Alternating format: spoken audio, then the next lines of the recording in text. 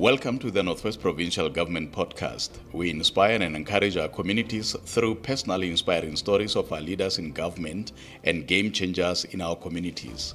Enjoy this episode.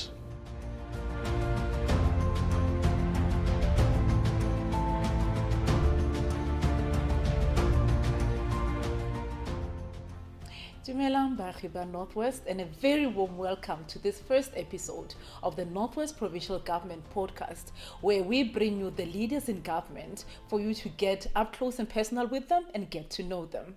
For this first episode, we are in conversation with the MEC for the Department of Economic Development, Environment, Conservation and Tourism, Me Bitsa Lenkopane. Me, dumela. Dumela kele le baagi dumelang. Ra leboga me a re simolle fela ke botsa gore me Bitsa ke mang, o goletse kae? Me Bitsa ke ena ke o biditse Lenkopane. O goletse ko motseng wa ko Tlakgameng, ko motsaneng o bidiwang Gamanyai, ko sectioning e bidiwang Phelandaba. Ko teng go tletse thata batho ba ba tlhagang. They originate from Namibia, but I'm just there by settlement. I'm not related to them. Ke motse o ko masipaleng wa ko Kagisano Molopo, ko districting ya ko Dr. Rotsego Motse Mompati. Ke tsaletswe le go golela gona mo Bokone Bophirima. So ke nao. Wa tsena sekolo kae mme go ata yang gore bo kopane le tsa dipolotiki? Ke tsena sekolo kwa boagisani jwa kwa ke dulang teng. Ke gore ke tsaletswe ko Gamanyai, ke goletse ko Gamanyai, ke nyetswe ko Tlakgameng, ke agile ko Tlakgameng. Ke tsena sekolo kwa sekolo se sepotlana sa ko Maikao Primary. Ka feta ka ya go dira mophato latelang ko sekolong se segolwane sa ko Thuso Thebe le sekolo sa Sebetwane. Ke dikolo tse di gone ka mo Tlakgameng. Mme ka feletsa ke ile go thutela borutabana kwa collegeng ya mo gae ya ko Taung ka nako eo e sa fanang ka dithupello tsa secondary diploma in education ka Northwest University. So ke thutetse ne ke le morutabana thata wa dithuto tsa maths le science. Bogolo jang my main interest has always been the physical science part, the physics and the chemistry. Ka ntle le go rutega go ga borutabana, ke tseneletse diphatlhoso tse di feteletseng because ka moraga go nna morutabana ga ke a nna nako e telele ke berekile ko sekolong se segolwane sa ko Pitso le Tlogile ko ne ke le morutabana.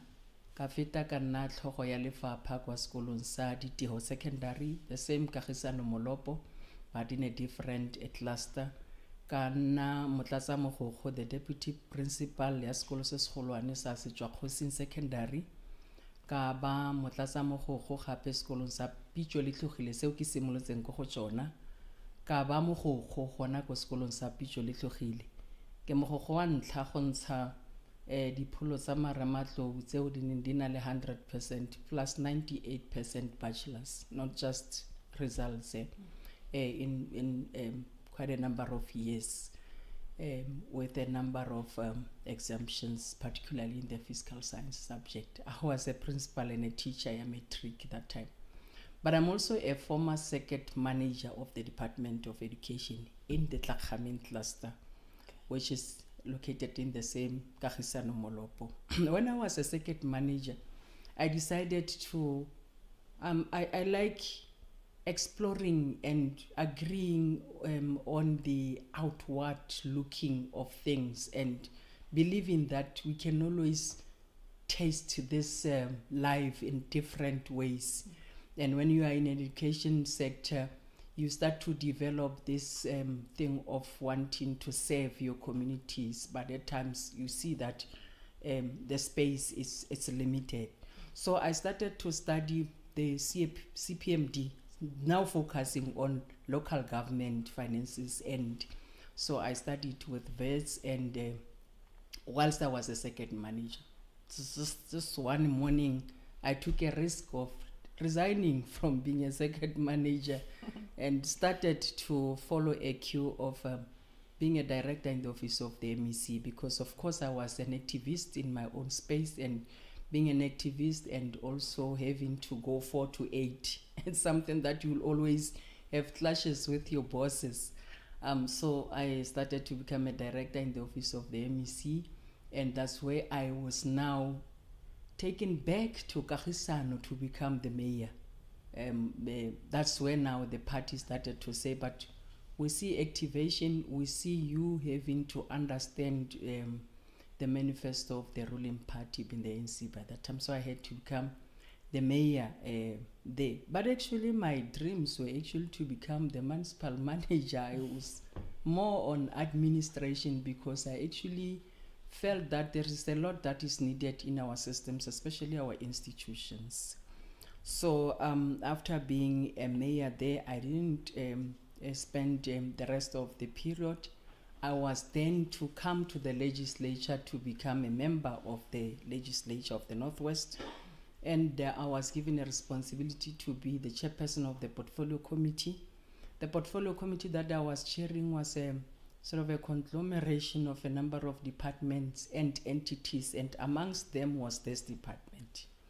I was a chairperson of this the portfolio committee that had to deal with the economic, the DDECT department with all its entities, your NWDC, your parks, your tourism, and all these other entities. But I was also playing oversight within the same portfolio for Department of Agriculture. So that's basically what made me now also to move to coming for the second time after the 6th administration.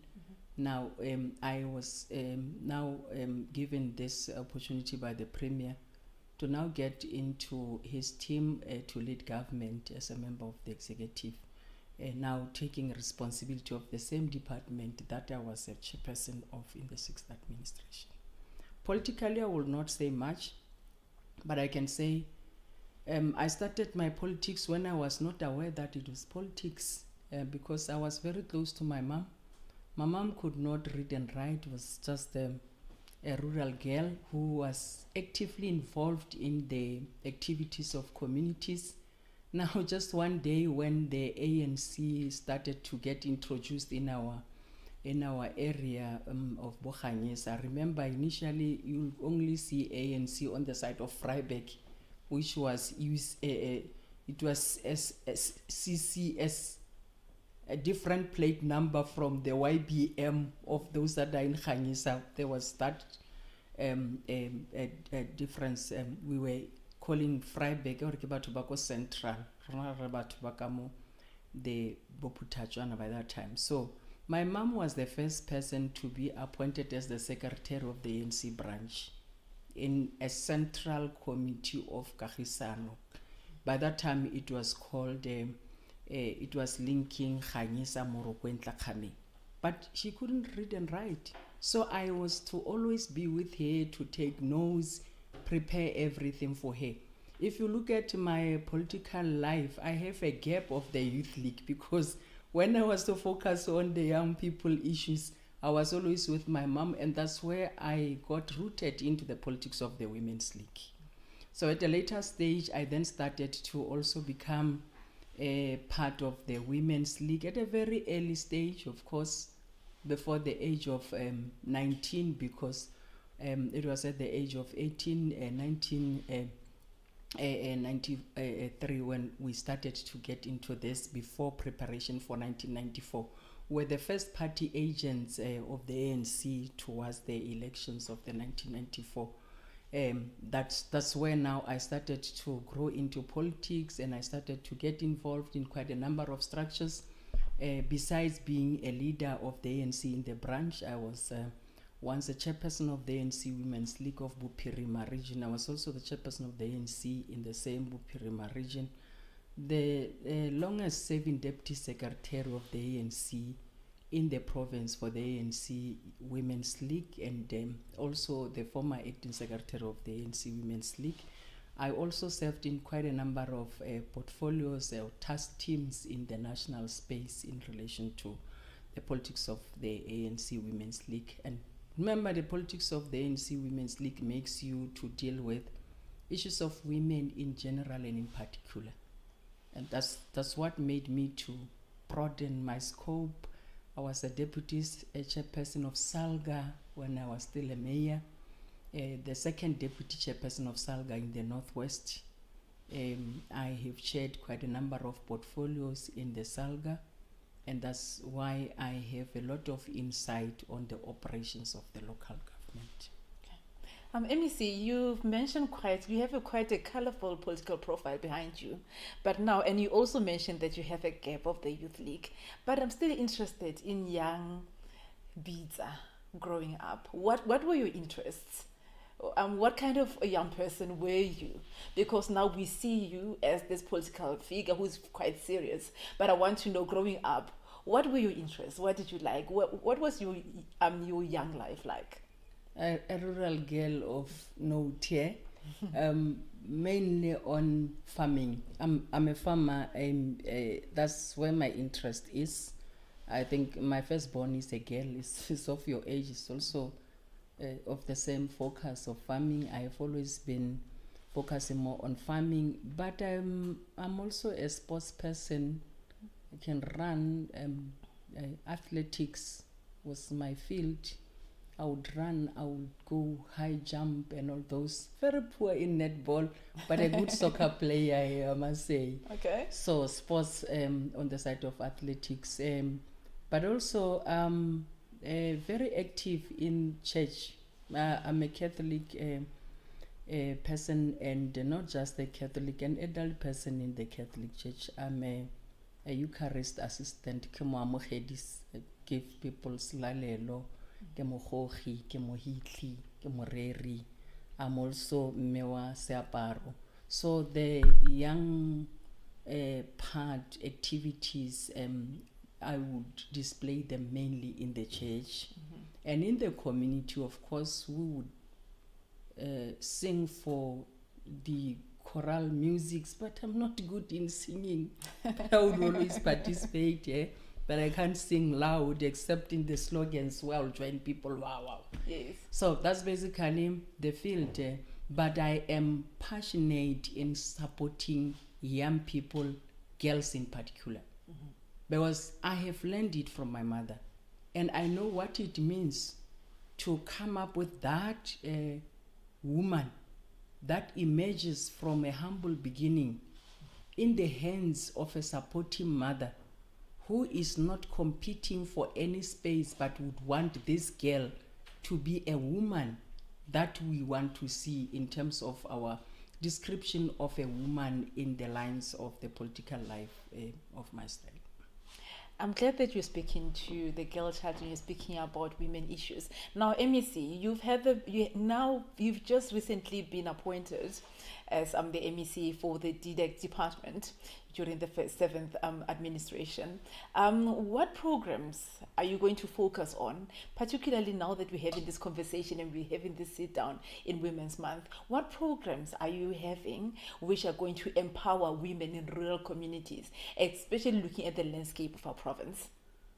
Yeah, a lot indeed, I must say, because your question, Kele, is saying because I have just been appointed. Yes. You know, it is very important to start to agree that as public representatives, we represent even those that are in the public service, that are in the same departments that we are members of executives for. That's where I've started. If you follow me on the Facebook page of the department, I've been doing rounds on all the women, meet and greet up to the level of a cleaner, getting to understand how they feel, because collectively we have to join hands and do it together. Yesterday night I was in Madikwe celebrating with them the Women's Month. The other time I was in Cooks Lake, I went to Manyani, I went to Bakatla, and I'm moving around all my entities. I was with Parks and Tourism. The positions that are there in the department, before you take them out to the newspapers, let's internalize them and see as to whether our women, our young ones can grab, let's relax the requirements of this broad requirements of experience, and we are starting to internalize it, because I said to them, I can't be a new sheriff here. Where I have a constituency that I belong to. And I think we are doing well. We have just called the director communication to order to say, but you are not flagging our activities. I mean, we are busy as women in the department. So he promised, he made a commitment. I think before sunset, you'll start to see a lot that is coming. We're also planning, the MEC on the 27th will be unpacking the month of the tourism month. We'll be unpacking the tourism month, which will also have women in tourism. But I think after the 10th, when we are from China, we'll be leaving China, the premier. Immediately after, we will be moving to the second batch of women SMMEs for this Women's Month. Women in tourism, women in different industries, women in biodiversity, young women who are there in the space and would want to explore opportunities in the field of either biodiversity, tourism, or whatever operations of this department. So we have lined up those activities, and women are going to enjoy, not only to enjoy like going out, we want to call people who will come and motivate them. We will have to get investors who speaks the language of women in whatever development that comes around. But what is important also is to see the share of women in the budget that the MEC has presented. Going to the strat plan, I told them would not agree to any program that does not speak the share that goes to women, either in terms of support or in terms of the day-to-day operations of the department itself, the SMMEs, whatever fund that is there, women will always be the priority, and young women in particular. Now, let's stick to this issue of women empowerment. MEC, I think you would agree with me to say that, the world has evolved to a point where it is now peculiar for us to see empty seats which ought to be occupied by women. I'm talking about positions of power now. But now, how important is it for women to actually have their voice and actually lead the development of this country and even the province? How important is it for us to have women in key leadership positions where they can actually even direct the narrative of where we're going as the province? Yeah, Kele, we don't need to be in a hurry. It takes a women to prepare, because naturally, as women, we are structured in a way that nature itself has put us in a disadvantaged position. Being Africans, women are born to agree that the father is the head of the family. That is why when I get to my house, immediately when the car stops there's no MEC in the house. Papa is the father of the family, and that culture can't be changed because I'm a married woman. But now women need to start to understand the politics that were structured by the 1956 women. I was addressing the women in the Anglican church about, we can't wake up and say it's the 9th of August is the Women's Month or the Women's Day. It didn't start there. Women need to understand their issues and position themselves where they are.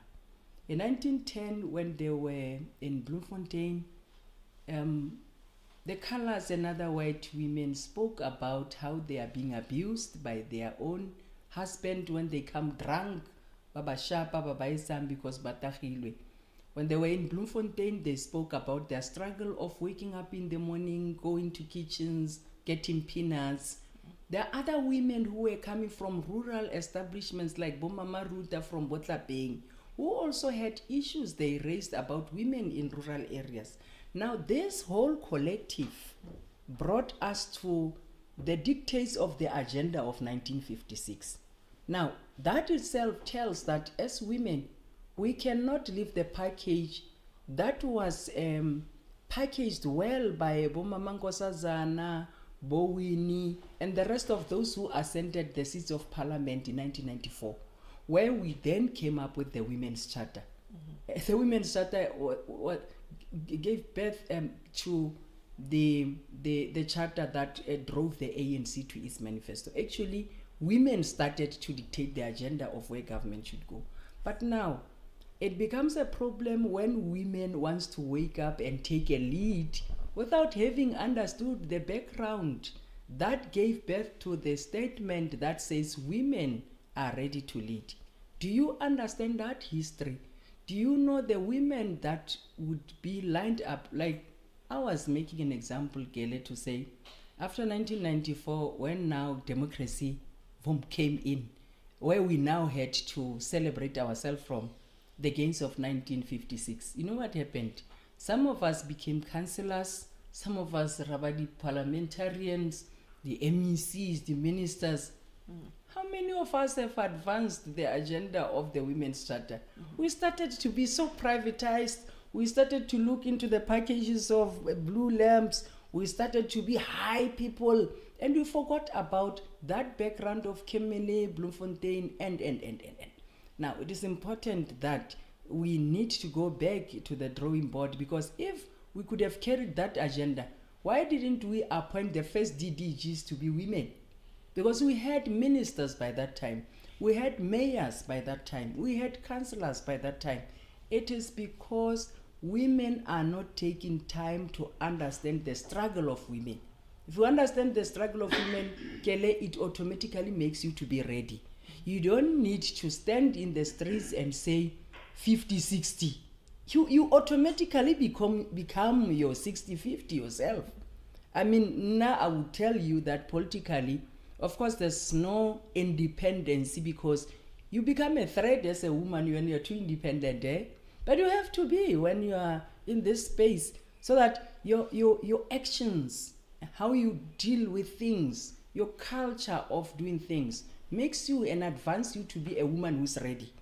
The environment itself position you not to be pronounced or be like submitted somewhere that she is ready because somebody is hiding behind you. No. Your readiness must be determined by your aura, your stature, who you are, how you do things, your culture, how you are being understood by the rest of those that are in the space. And I'm telling you, you'll just fit well. The substrates are many. If they close this door for you being a woman, even if you are not influencing from the front, your ball can come from the back. Any position. A strong woman play any position, and the game can also take a shape of your ball. So that's basically that, Kelly.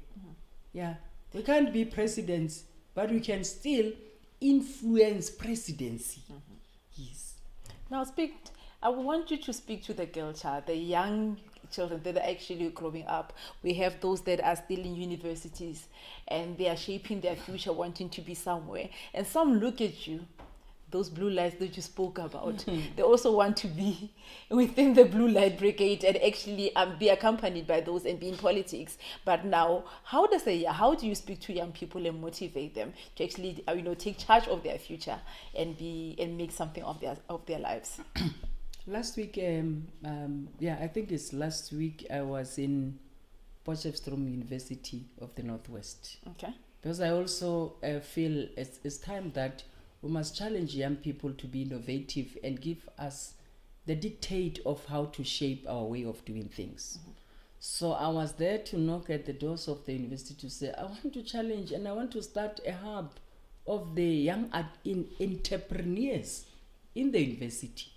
Because I can't go out there with this old school of thought and start to say, I'm initiating something that responds to the provincial economic growth plan. It has to be responding to how young people think today. And that's why I went to the university. Now, my focus was on young girl children there. And I was very clear to the VC to say, VC, I don't want people who will apply to my office and say, Babata Siwi machines. Those are things of Mama Ruta. Those are things that are already in the social development. I want young girls who will start to say, in this space, that's why I challenge them to say, we can't be sitting without an innovation hub. remember, this is the department that must deal with that hub, where we have young girls who will, there's one innovation hub that we have. One girl has got this idea of self-defense towards gender-based violence. You know, if girls are starting to think of dealing and confronting problems that challenges us as women, those are the girls that we will not discuss their submissions, but we'll say, let's push for her. Let's bring solutions to vessels. Vessels must not arrest before. Vessels must listen to this young mind that says we can self-defend, but we only need a backup of government in this way, and we start to follow it. Because I agree that they are vulnerable, the young girls. They are vulnerable. I know I am going to offend the leadership here, the Youth League of the ANC. You know, when they were appointing the recent RTTs, you know what they did? Some of the boys were labeled F, female. I was looking at their lists. So now of late, people start to join the community now. Instead of you being a man, you masquerade to be F. Now those that are appointing, finally you have the boys choir in the top 5, but because it was a list processed, they have the Fs. So they masquerade to be women. You know why? It is because we don't have the vibrant minds. Let's leave people to remain in positions, even if they are male. But let's push the ball from the back. Let's neutralize the mood. I mean, they can drive here, but who then bring the whole push? It will have to be us. We will show the direction without having to want to say, we want to be here. Because you can still be here, but they push from the front. They dictate where you have to go, who you have to fire, who you have to hire, and it's not you. So I agree that we must have a session across the board to deal with preparing our young girls to be ready to take the baton. But it is painful.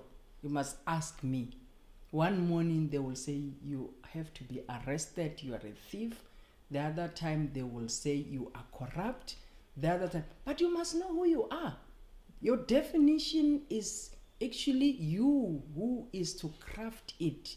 You shouldn't allow the whole public cloud to define you.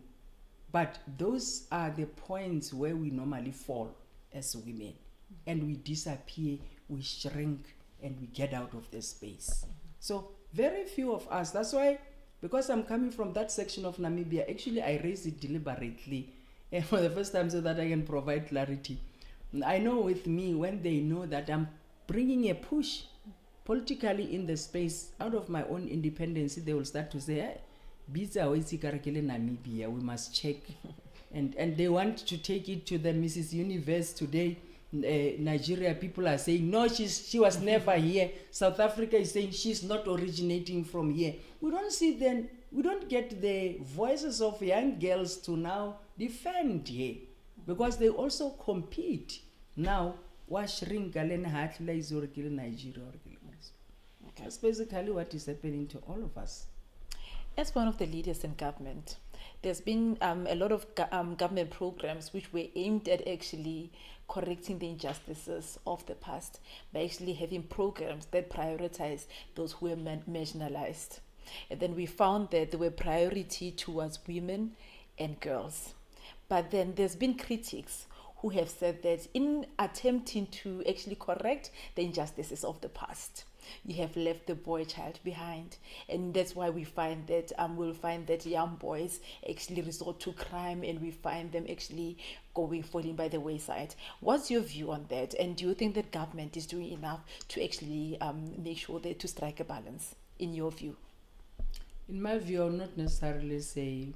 I'll always refer to the new appointment and responsibility and what I am doing and I did in the department that I'm leading. I'm not sure Ramatebesi will attest to that. I'm still waiting for their resolution, but I know the MEC has given them time to go out on the men's conference where they had to sit as male employees in the department to look into how they see things as fathers from home, as brothers, and as men in the community, because that's where we have to start. You know, I always choose a sample of the employees around here because they're also my constituency.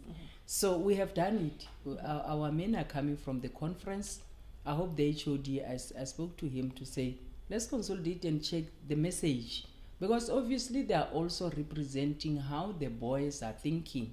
But I agree with you, Kele, that it is important that we must not make my boy to feel that whatever that I'm going through that seems to be the injustices of the past is his fault. And that's why what I do, I will talk about my family, but not in the context of the public getting that space. But I will say, you know, the love that I give to my family, the attention, and how we relate with the father is actually an attraction of equalizing both the boy and the girl. Because my boy, when I say, ke papa a dirileng that, he can't take side because we're equal before him. He will rather come up with a neutral thing that makes us to agree that, but this is a way to go. That's how we should also raise them in our own family, because the family is very important. It starts with the family. I spoke about this, Kele, that 80% of the gender-based violence issues, especially which relates to femicide, are of your age. You guys go out there and you get into these other things. You kill each other, not that you intended to. It is either out of jealousy, you want to prove a point, he wants to prove a point to you, or it is also out of substance abuse. But it is also out of how the family have structured both of you. So it is important that we don't address girl children or boy children, but we address families and how they raise the two, because that's how you are going to bring balance. And as they grow the same, and no one sees the others as a competitor of some sort. You seem to be deeply rooted in family. What type of parent are you? What type of a mom are you? Yes. No, I'm just a mom, you know. I was married, I think, at an early stage, of the age of 23 or so. A loving husband, I must say. So I'm more of like a doll in the family. Papa, you know, we are all loved, and I had 3 kids, but the father is the provider and is the lover, and it's the family head. So that is what we are drawing from him, and I think it's also a replacement of the past and the balance. And we are all agreeing. We have actually agreed from the onset that our kids are going to enjoy what we call a family. And of course, one of my daughter is a flight attendant, is in KZN. The boy is third year in the university. The last born is still in matric. But it's a nice family, very, it's original, natural. Of course, rural, but they are not in the space of being the MEC family, no. The MEC is here and in the community and with the responsibility. But family is something else. We have our own culture. We know how to talk to each other. We know what our family means and what is all about it. So, of course, it's a house of peace. It's a place of peace for me. When I feel like, hey, they are not just counting together, I go home. And I know that's where I will draw my peace. And then within the department, what type of a leader are you? I'm not sure. I've just arrived. But I've seen all of them, at least they're not running away when I get to the space. I have already greeted almost all of them up to the level of the cleaner. Of course, I have set the tone that we are a collective. I have also tried to say to them, I'm not a sheriff here. Even if I can be a sheriff, I am a new sheriff in the department, but because we have to reposition the department, they must also become new sheriffs, move from their comfort zone join me. We're a collective of new sheriffs in the department. We understand where we want to go. I have made it very clear on the vision of the department. I have made it very clear, and I think we have engaged, and quite a number of things that I know are common in departments, issues of people being into litigations or labor matters. We have dealt with those things, and I said, open line with the MEC, purpose of providing clarity, and those that are home there because government is spending a lot of money, they must come back to work. This is a big cake. We can sit around the table and eat, and so I think the environment is welcoming. So far, so good. Even if there are resistance, it's normal. You can't be loved by everybody, but the department seems to be ready to receive, and I am also ready to join them. But it goes with those who will reject. Of course, we know. That's why I said to them, it needs the necessary maturity to be able to handle change, because whether you like it or not, changes will happen. And if you are not able to join us to change, then you are costing yourself an accident, and then you will say Bitsa is somebody else. MEC, now let me ask this. Quite a colorful and impressive political career you've had, but then I'm sure it was not short of challenges. How do you navigate challenges in whatever way? What's the strategy in terms of navigating challenges that you encounter? It just goes in believing in yourself, knowing exactly where you want to go, set yourself some targets, know the risks. Tell yourself that it was never easy, it won't be easy, but you will finally get there. Be patient enough even to yourself. Check as to whether is it there for you. Can't be contesting all over in any position. I want to be this, I want to be that. But also you must have that skin that will be able to absorb the heat, the cold, the water, and everything that comes from the environment. Because I'm telling you, girl, it's not easy out there, especially for us as women. Now, it becomes worse when you are just a rural girl like myself. You always be downscaled. So you don't have to report that you have to be upscaled, but you must take courage and work very hard and lie very low and do things of quality. Then you will be defined in the space. So I would not want to get to a space where one day people of SABC said,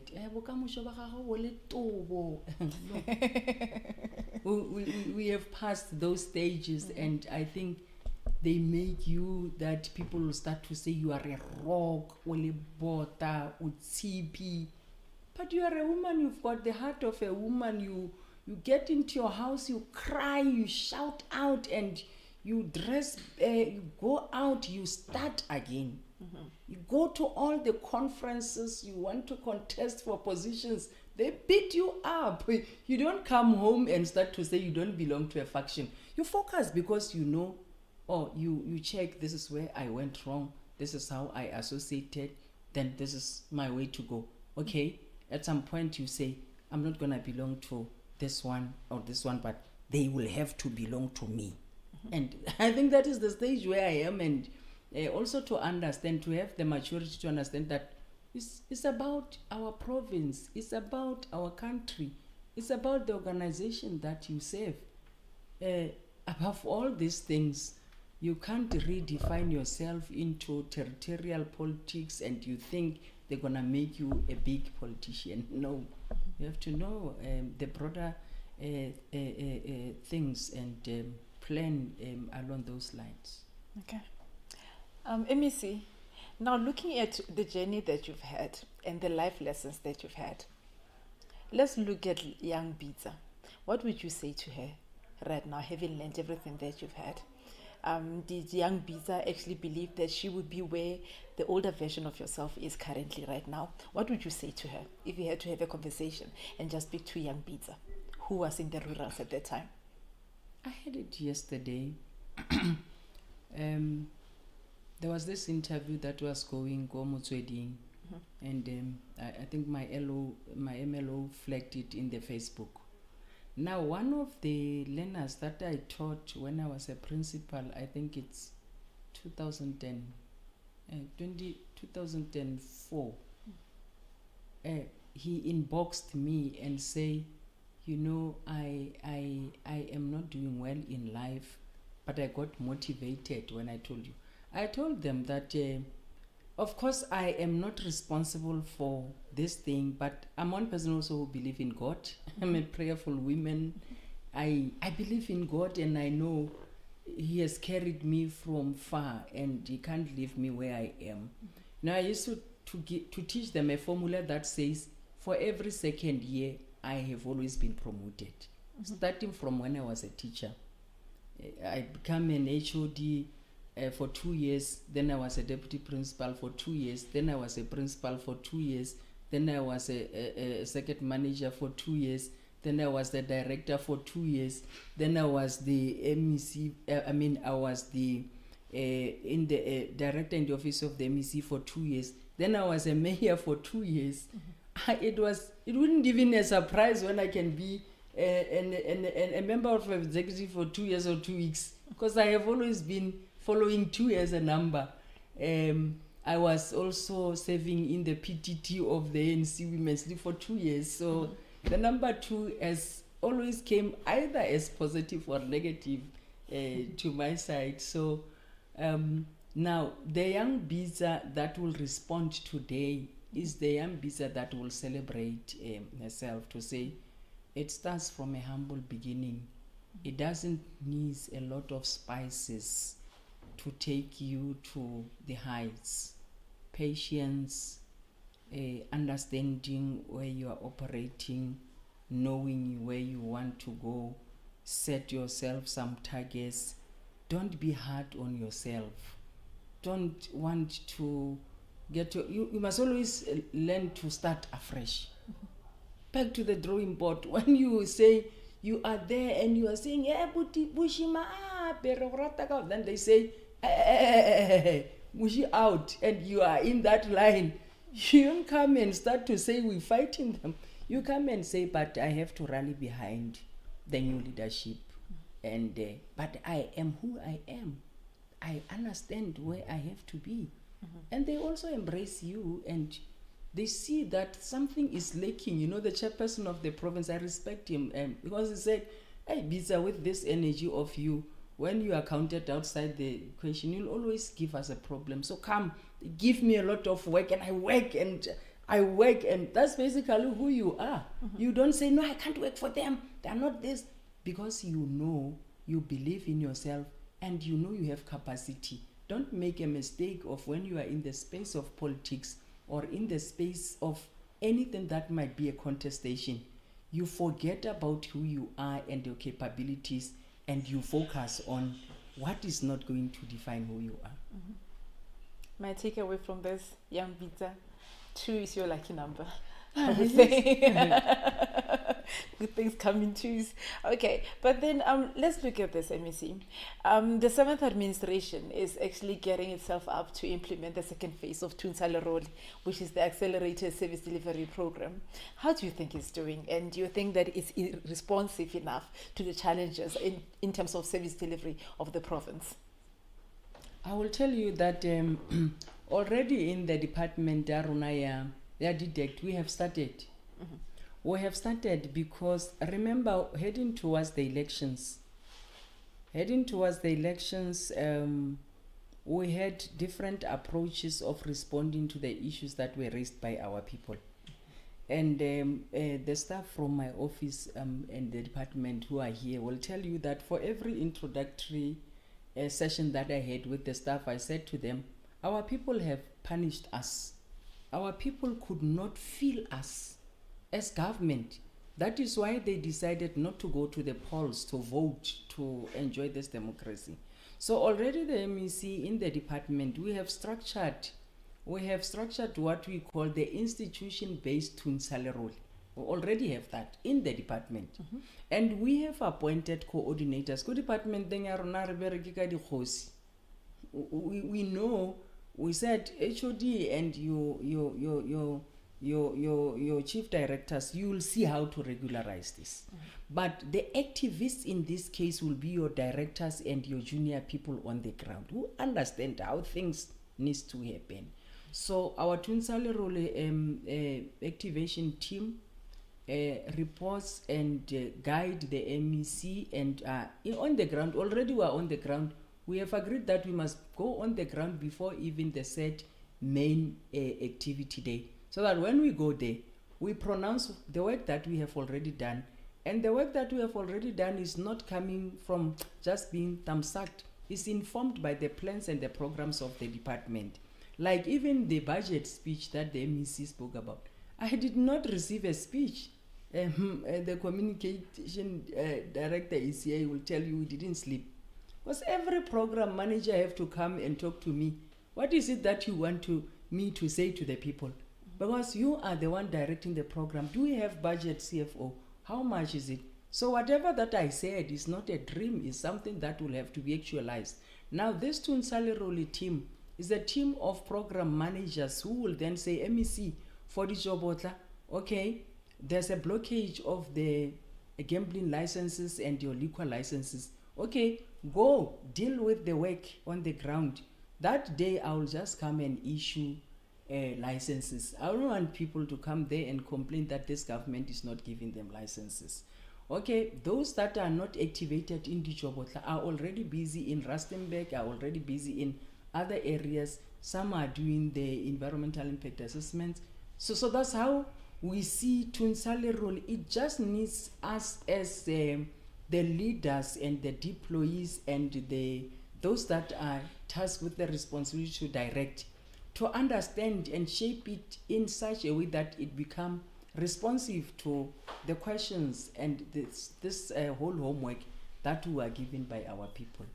So it's doable, it works, it's impactful. It depends on how we structure it in terms of our setup of our departments. You made mention of the budget speech. What are the key highlights within the budget speech that our communities should actually look forward to in terms of you externalizing the budget speech, which you recently delivered? No, our people must just agree to the fact that this government is a government that seeks to accelerate. The 7th administration, we have been given the marching orders that whatever that we do must be accelerated. But our people must also be ready to receive in an accelerated mode. You know, we must not have you, Kele, having been there and wanting to see a tender from Bitsa. And when it is not a tender, you say Bitsa is not delivering. You must start to accelerate your thinking and direct your thinking towards where we are and where we want you to be. And you are going to see yourself also repositioned and transformed economically. So you must allow us to drive you being a member in the public. One of the things that the Premier has appointed the MEC to look into is this whole basket of the MOU that we have with the National Skills Fund. I spoke about it. You know, you don't know how massive that agreement is. It says actually, even those that are waiting and not knowing where to be placed, they can be seated there but being trained and receiving stipend. Your graduates from universities and TVET colleges, they can be there and be incubated, getting stipend, being exposed to the right market. That's basically the whole package that I'm just highlighting. You have your police forums that we can always bring in here. I spoke to MEC Viola to say, let's profile all your SGBs. We train them, bill, but they don't know, but they are SGBs. We train them, we cook them in that pot, but we give them stipend also. They will finally have level 4, when they graduate from being SGB members. Those that are in the NSNP being cookers there without skill, we incubate them, we skill them, we upskill them there. Those who are massive within the 15,000 that comes from the EPWP of Public Works, spoke to MEC Mukua to say they can't just be there in orange overalls. They need to be trained. So that 2.5 or 3,000 stipend is not enough. Let's collaborate with municipalities and see what to do. Then I put them and make proposals to the National Skills Fund so that they work and they got trained. When they got to Moronalidi waste, instead of just getting the pampiri, they then turn those into something usable for community in the form of recycling. They are being upskilled and they also earn something. So there's such a thing that will make our people from moving from matrikos nansisha bonyana to have something that will make them also to be able to fit into this environment. Their economy is not doing well. The economy might not be doing well, opportunities might not be there, and we are 54% in terms of unemployment. But are we ready? Do we have that kind of community that is well structured? It is up to us, and that's why I believe in skill development to be zona ekababayang ready. But also I spoke about 63 million that is set aside for business. I think I must be captured very well here when I was talking empowerment. I spoke of resuscitating the empowerment fund from the side of NWDC. You know, it's high time that as the Northwest we must start to look into the People's Mutual Bank, not the VBS, where you'll be able to have a fund that will come as a relief to our people, but also of a return on investment to government through NWDC. We no longer have to give people money and but when you have an initiative, Kele, you want to start something, you have to enter into a session. Maybe they give you to cook for what committee spelling. You don't have that 1,000 rand. You go to NWDC, you are able to access the fund. In the past, MEC they used to call it Johawitirel. And we're looking for those initiatives. There's no reason why would we abandon them, because they worked for our people. And the time we stopped them is the time we switched our people as minds away from government. So we just have to polish them and resuscitate them and make them work. So we're going to bring that fund back. I would want to invite you, Kele. I will have to take you through Lebelo la Dipisi la Bokoni Bophirima. It's such an interesting concept, I must say. You will only see it in Dundee, you'll see it in Eastern Cape, where you have a whole entourage of your SMMEs, your tourists, coupled with your gambling board licensees, making it happen through the horse racing, moving and cruising around the whole province with a bit of activation of the wildlife auctions, things that never happened in the province, but they are there and they just need activation. Along these lines is batho ba rekisa, batho ba robala, batho ba goroga, batho ba ja, batho ba nwa, batho ba gembula, and we will have to relax some of the licenses. I think the MEC will outline it, but those are the things that are on the pipelines of now and October. Just within the month, September, 27, unpacker.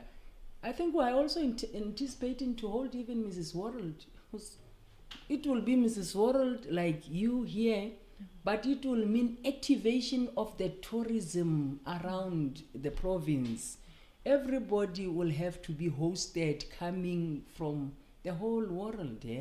So we are in that space. And I must say it's very interesting space, Kelly. Interesting indeed, MEC, and quite a series of activities and programs that people can leverage on. But then tell us, if the public wants to get in touch with you, are you accessible? Where can they engage you? More in social media, is there anywhere where they can actually engage with you as the MEC? Yes, I think the setup of the communication of the department, I'm told HOD interacted with them. They do have, and where we seem to be lacking, they're working on it. I think to make it more accessible to our people. But what is also key is what we call the one-stop shops that the department had.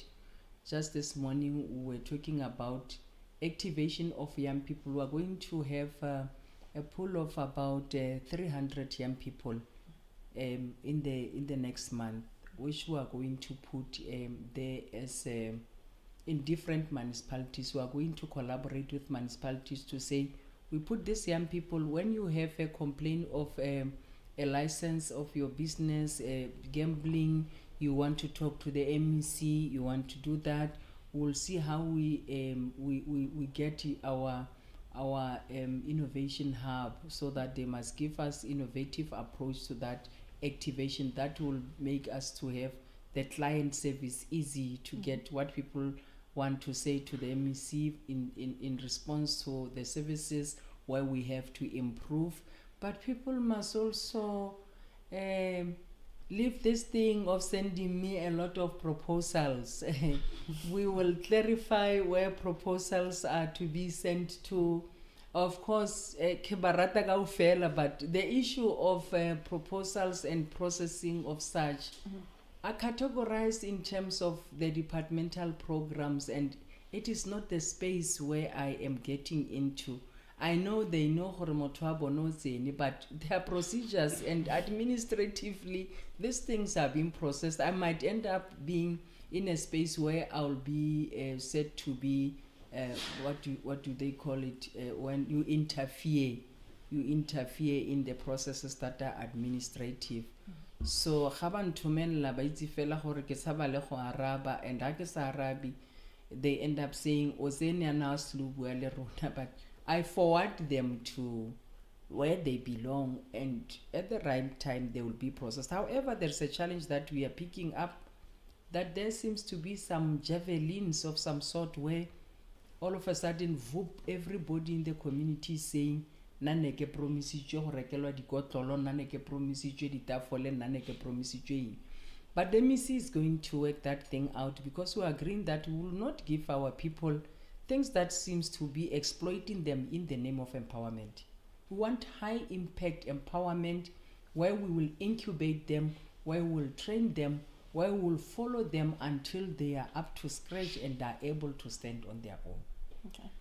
But let me see, when you're not buried or sifting through the mountain of proposals that I actually sent your way, what type of books do you read, if ever you are an avid reader? One of the books that I have always read and have made me to be alive to this is the book that was written by Dr. Molale, Politics Around Policy Implementation.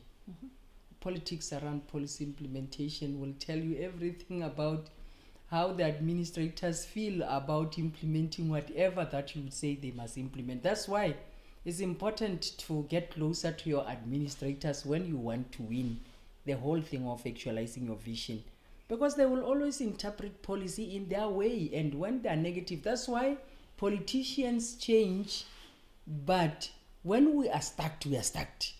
You can call it second administration, fourth administration, but when Kagisho is there with the attitude ya Kagisho, and you come as a new leader or politician in that space of responsibility, and you don't carry Kagisho along, the politics of Kagisho is going to make you fail, even if you bring new policies. It's a nice book that was crafted well by a local boy, Ntate Molale.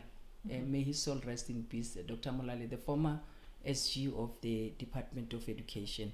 MEC, you spoke about your mother, who was also in politics, and it seems as if she is one of the driving forces behind where you are today. But then who are your other role models who actually shaped the person that you are? Maybe you can give us just three. Yeah. Politically, I would not call them role model, but of course they are, because every time I draw the attitude of doing things and the strength from how Mama Charlotte Maxeke. You follow the study of Mama Charlotte Maxeke. Mama Charlotte Maxeke initially, she was a pushy woman here. She wanted things to happen. And when she believed in a thing, she will not even care as to whether something is there. I will give you her brief. When she grew up being just a singer and a social worker. Of course, she believed in, she's the first graduate to get to a degree, BSc, being a woman and a black person. And following her again, more on issues of women, there was a time where she went missing when she was out in the US for competitions at Kimberley. Now, when she was there, she landed in the church. Even though she went there for competitions, because she was lost, she could not just be there and say, she immediately started something in the church. And that's where she brought the Manyano, the AME, and that Mama Charlotte Maxeke. Now, I also believe in turning the situation around me into something usable and workable. I would not say, no, I'm here, go didactic and easy education and you craft your way in everything around you. So, Mama Charlotte Maxeke, fast forward, coming back to South Africa. I read the other story about her. In the liberation movement in the past, you would not be allowed as women to be part of conferences. The men will sit there alone and take decisions. She was the first woman to knock at the door of that conference and said, the issues of women must be put in this agenda. And you look at a number of incidents, even in the province generally. I have always done it. Without being arrogant, even though some of the people will say, hey, this woman. So say, but this has to be discussed because it is relevant and it's about us. I remember the other time, there was a time where I got suspended from the ANC. I was told it was for 5 years. But I campaigned for the ANC when I was on suspension because I believed in the ANC. And of course, I believed in his processes. And at a later stage, the then coordinator of the IPC called me and said, hey, Bitsa, of course, we must agree to relax your suspension and you now canvass for the ANC. And I canvassed and I delivered to women because I believed in knowing very well that I was silenced because they knew I will shout out for women. And that time, it was for local government and I was not even participating in the local government space. So Mama Charlotte Maxeke was the same. She will push and she will get it to a point where she wanted it to be. And unfortunately, her legacy, it's not trackable. That's why some people will say, why is Bitsa talking about Charlotte Maxeke when she's not in the Women's League? Some people who don't understand Mama Charlotte Maxeke, she will become a social worker and start to give people the needy. And that's why I'm also a director of an NPO. I have an NPO that deals just with advancing issues of women. I stand in courts, I advance and I write even to the provincial commissioner. I represent, I make some representation in court when the woman is there for gender-based violence and I feel that there's conspiracy or something is not going well. I'm not only standing from the side of the Women's League, I'm an activist in my own space and issues of women, I advance them through my NPO. So also looking for the needy. I've got quite a number of young people that I have advocated for scholarship in Cuba. I belong to an extended family of people who joined my family as adopted kids because I raised them from the level of nowhere in the community. Today some are doctors. I think I have produced about 5 doctors just through my support and guidance and all these other people. that is the spirit of Mama Charlotte Maxeke. And that's what made her to be today still remembered. Her other role models, they come and go, but it's a mixture. You know, the mixture of the aura of Mama Naledi Pandor. She speaks the truth. She stands for the truth. She doesn't represent a particular group. She knows what is supposed to happen and she stands for it. So those are the leaders that I always draw comfort to say, but Mama Naledi will wake up and say, you can't say we are corrupt in the ANC. I am not corrupt. And she stands there and she has that authority and she knows she's not corrupt. But I will always say, Lena Hori, I'm not corrupt. You can still stand and say, hey, Bitsa Ngila Charo, but was it corruption? What was it all about? I mean, I would have sued a lot of people, but I said, for heaven's sake, I must not even follow that. It's not even my space. I will not get defocused. Of course, I stood a better chance of suing a lot of people because they had a lot of allegations. I got arrested for things that were never there. The courts have cleared me. But I did not sue even a single person because I don't have time for that. I know who I am. And that's the spirit that comes from Naledi Pandor to say, even when it was not fashionable, even when she was deeply thrown internationally in that space, she was able to say, but we will have to stand against the wrongdoings of Israel.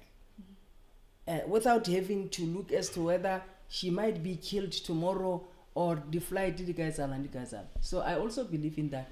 I stand for women. I remember the other time I went to court and I stood there for the other white woman who is an advocate and was the head of the Hawks.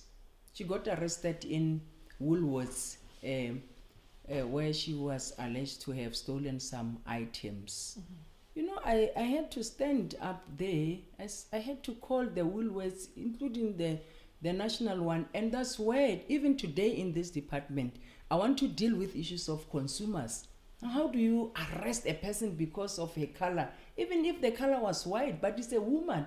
And how many women advocates do we have that are leading? Like you have been talking about women who are at the fore. Now, this is the head of the Hawks, and she is handling quite a number of complex cases. She just got arrested, and no one is shouting up for her. And I had to stand. I went even to the court, and I was standing there alone. I had also another case in Nisna, in KZN. I went there, and I represented that white lady out of the NPO that I am leading, because I believe women must be backed in terms of issues of gender-based violence in courts, issues of wanting to move them from position of power and then Hodurwa Dimengal Musinya. So the scope is big.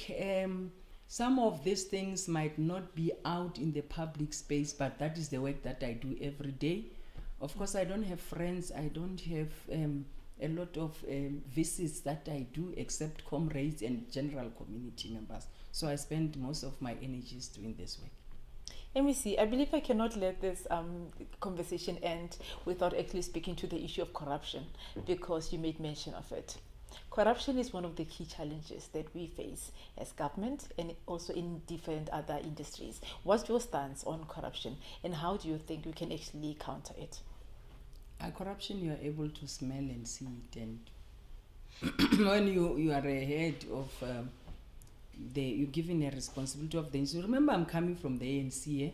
The ANC, for a very long time, they have always fought for building a developmental state where you have to face it and combat corruption. And that's why now, when you put it smart in your language, administrative language, you'll always say, no, there's a risk management plan, and there's a risk committee, and you all have your fraud preventative measures. But I can see corruption. I can tell you, I have already touched it in this department.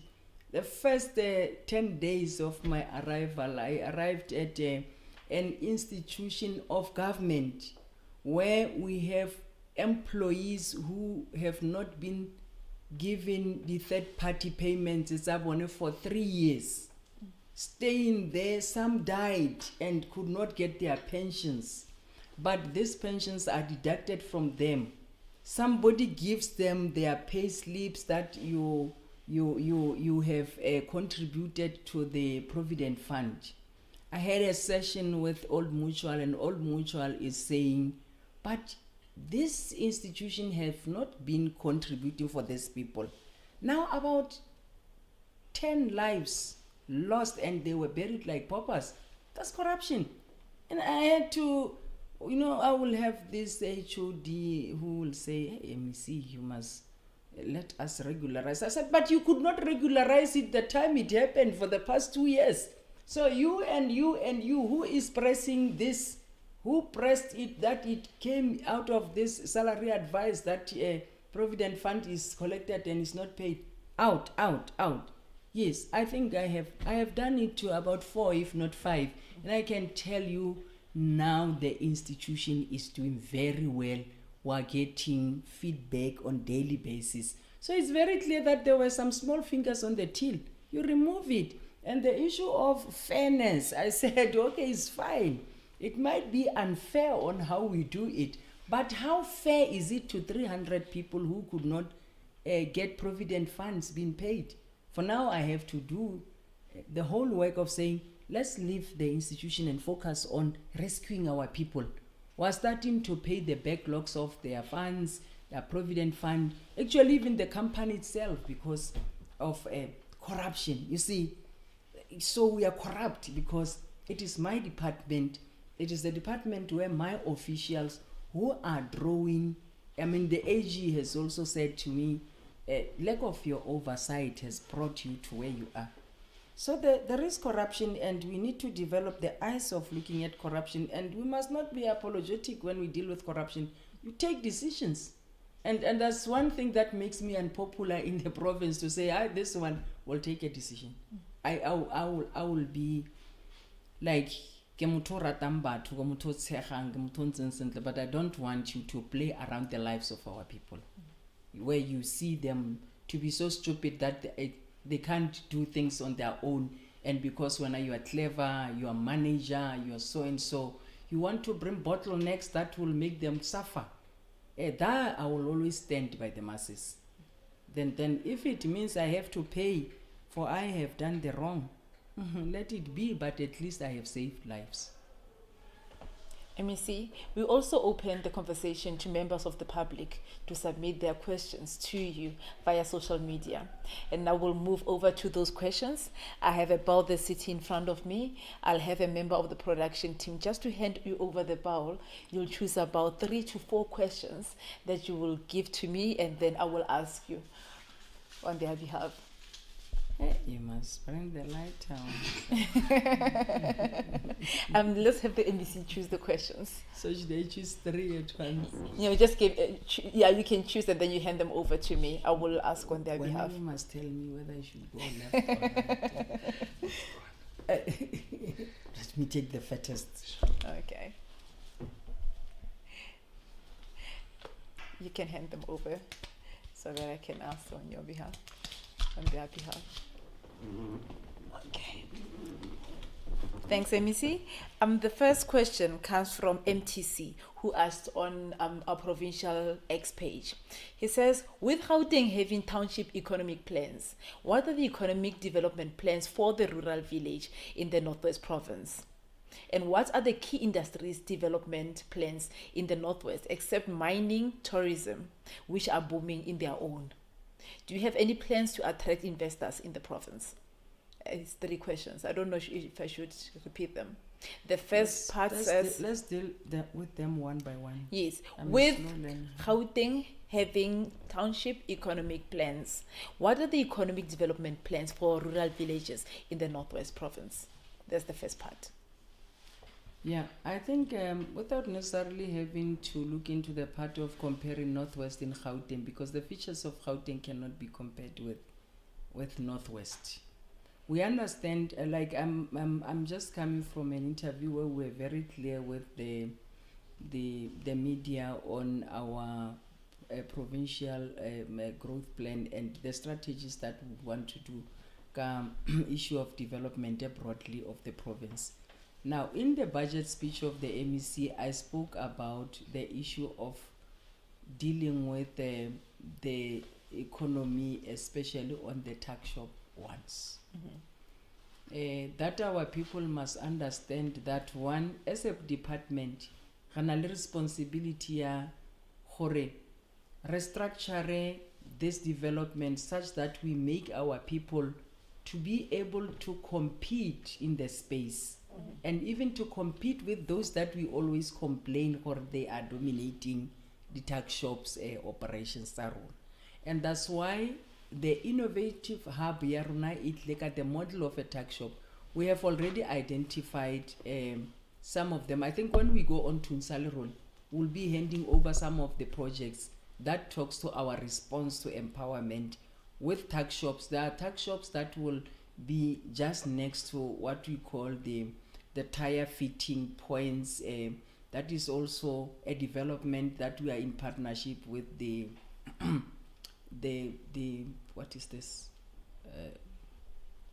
Dunlop. About 4 fitments across the province. That as we speak, we are working on that, so that Gatun Salero we must showcase that. But we have also highlighted some tax shops. That tax shop is not a tax shop of the department or an individual. It's a tax shop that will be able to respond to when it is located in a village. It will have to talk to the need by the schools. Remember, the national nutrition program that calls for groceries and stuff, and we are worried about how our children budget digitally poisonous from shops. So that tax shop will have the food stuff that is well tested and structured such that it responds to that. That tax shop is a tax shop that will be able to respond to the SASA support in the form of food parcels. We have already engaged SASA. We'll be signing a contract of 36 months with those tax shops so that they can as well be used also to subsidize. We will also collaborate with municipalities on subsidy in terms of electricity. They benefit through it. So that tax shop is a tax shop that is responsive to the response to the people who are located there, classified as being indigent, classified even those that are just normal. But we will be able to curb this thing of the competition of the non-South Africans and our people, because we believe as government and this department that we are not going to move around and close shops. We are going to license our shops because revenue enhancement. So we have to get to every shop, and I think our people must get that message. I think we are going to communicate it very loud and clear to say we want every shop to be registered, which then says there are certain standards that a shop must meet for it to be called a shop. We are not going to close because you are non-South African. We are going to close because you are not a shop, you are a bathroom or you are a bedroom or you are in. This is the standard of a shop that is acceptable in a community. So I think we're hoping to do well in tax shops, and I think this on Thursday the MEC is going to engage. Of course, we are going to benchmark from Gauteng on how they do it in their townships. We have already started that engagement with your macro, your Coca-Cola, and we will also be engaging the Microsoft on Thursday. Okay. People will have to come to our province and do it. The last part of the question, your plans on attracting investors in the province? Yeah, I think that one I have said it also in our budget speech. It is not the thing of this department or my thing. It is the initiative of government. You see, when in the 6th administration, the former premier had a session where investors have raised their hands to say we are available, and they have made commitments of close to more than 100 of billions that they pledge to come and do a lot of investments. And that's why we have to upskill our people so that as they come, they must not be spectators in the developments in their own province. Okay. Second question, let me see. I hope this one is not gonna. Let's see who this one is from. It shouldn't be a 3-in-1. No, it will not be a 3-in-1. It is not a 3-in-1. This one comes from Moses Mulithi. He sent the question on TikTok. He says, do you have any plans to improve or support local tourism in the province? Yeah, we have a lot of plans. Mulithi must look into generally with the projects. The only projects that I have mentioned in my budget speech is the projects that relate to tourism. I spoke of the renovation of Manyani, which is the area where we will have both hospitality and broad tourism, including wildlife. I spoke of the Lehurutsi Hunting Trophy Development Project is in Moshana. It's even tourism in deep rural areas where you wouldn't think of. We spoke of, I also want them to understand and get clarity that we are accepting as government, and I think the MEC has briefed the Premier this morning on how we will have to bring a consolidation and coordination of the development, a big development in Townskal. You know, Townskal makes the Northwest to be a province number 3 in as far as the value and the quality of that site is. Yes. It is a site that makes us to also be able to give an expression on the Trans-Kalahari. And by the way, before I forgot, we have just hosted the Trans-Kalahari, which is a link, an activity that reflects our MOU between Namibia, Botswana, and South Africa. It is hosted in the Northwest. And if something is hosted in the Northwest, what does it mean in terms of tourism? I spoke about Lebelo la DPC, Labokoni Bupirima, a whole lot of activation, because we'll be moving across the province, and of course we are going to land in Bupirima, the other side of our game lodge, game reserve ya Komolopo. There is a lot of spin-offs in as far as SMMEs, and in particular the tourism. But I also come Mandela Day, I have pronounced that as a department we have what we call the tourism monitors. 100 of them are in the port as we speak. They are deployed to different lodges and guest houses as interns, and that is actually an indication of how we care and how we broaden the scope of tourism activation. But we also have a young marketing executive, the youngest in the executive in the Parks and Tourism, Sebaka. We have pulled her to say she must now start to zoom into the space of getting into other countries to market our province, because we are the richest province. When you go to Sun City, when you go to Pilanesberg, when you go to even all these lodges that are now, was in Madikwe Maban, I will say I have 60% of those that were guests there who were just on game drive are actually coming from other countries. That then says we are attractive in terms of tourists. And what is happening to those tourists? Isn't it that they buy, they sleep, they eat in our province? So, no, not comrades. People must start to understand that we are able to consolidate those statistics, and I think we are doing well. It's only that we have to structure and communicate the good work that we are doing as a province, but also get into the space of activating where we see we have potential and there's an opportunity, but we have not revealed it to our people. And for the last question, MEC.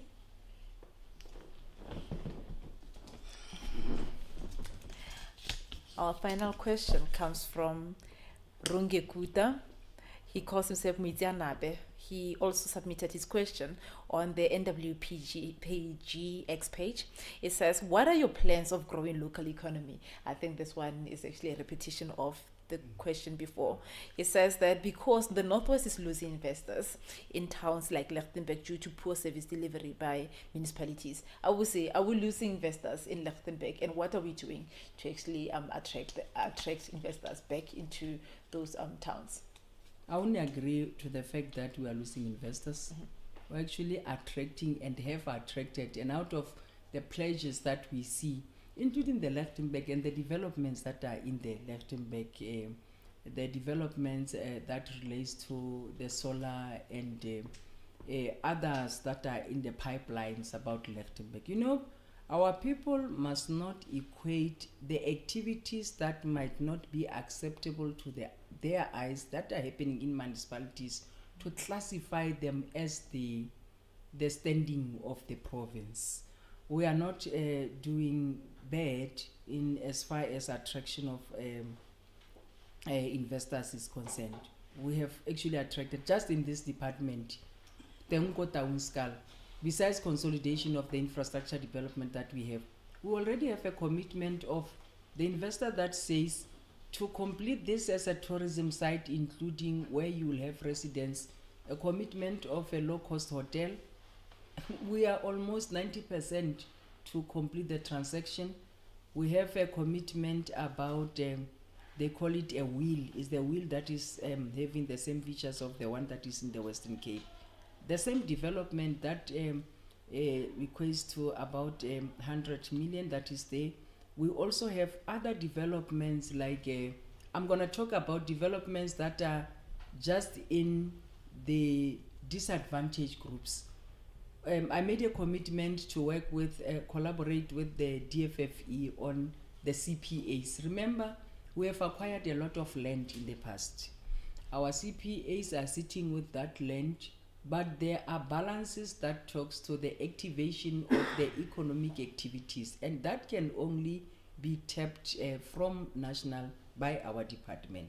And that is why we have that collaboration, and that's why we have Merakeng. I don't know whether I spell it correct, but it's a CPA in the that side of Madibeng.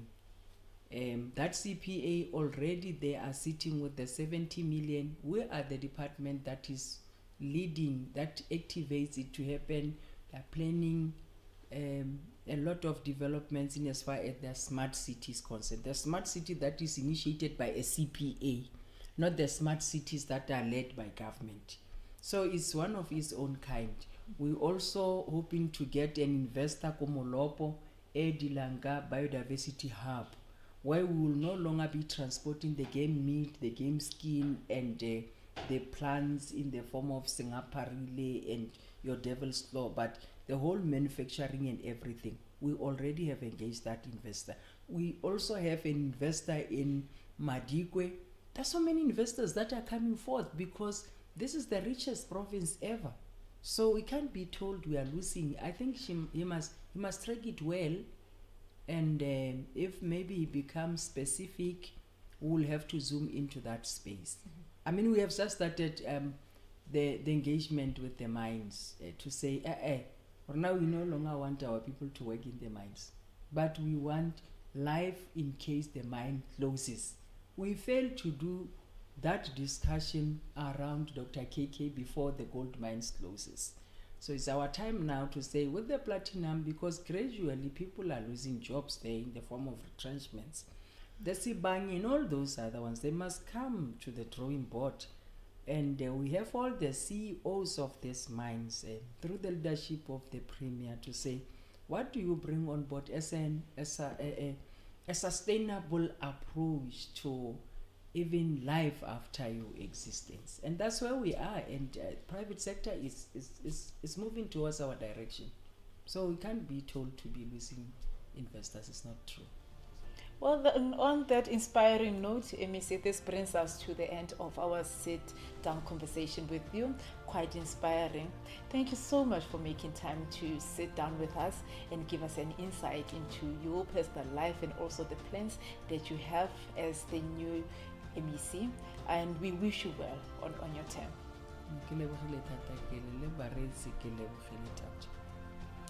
Well, that's all we had time for. I'm Kelezo Ratlagane, signing out for the Northwest Provincial Government Podcast. Catch us again for the next episode, where we'll be speaking to another leader in government. Ciao.